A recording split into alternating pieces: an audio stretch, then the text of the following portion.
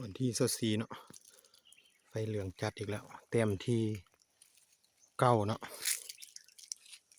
มากล้องค้อนเลย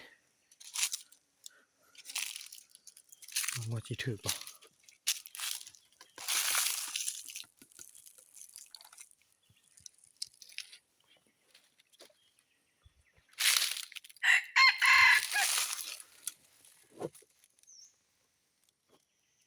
ต่อกลางดอนต่อห่วยเลยนะห่วยพลานหิน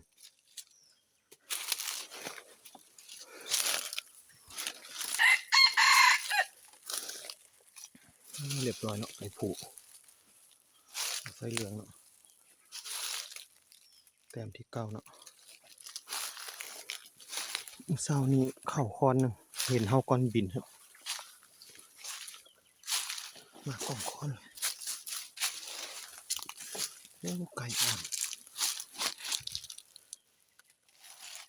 โอ้นี่ตัวนี้บินไปนะ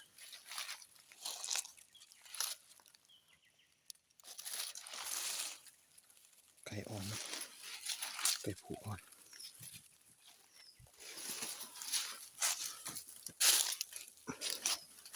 มูเดือดตุ่มน้อยแต้มที่9ของไฟเหลือง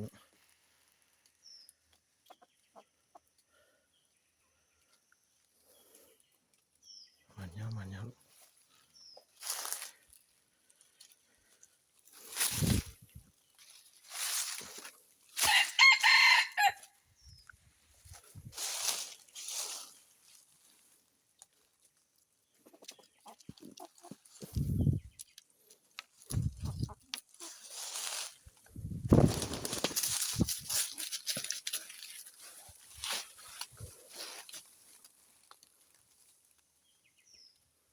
แต้มที่9เนาะไก่ผูอ่อนเดือยออกตุ่มนิดหน่อย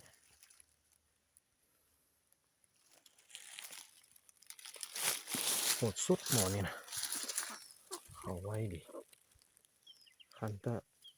6-7 ดอกพอตอนนี้ก็1 โมงปลายละ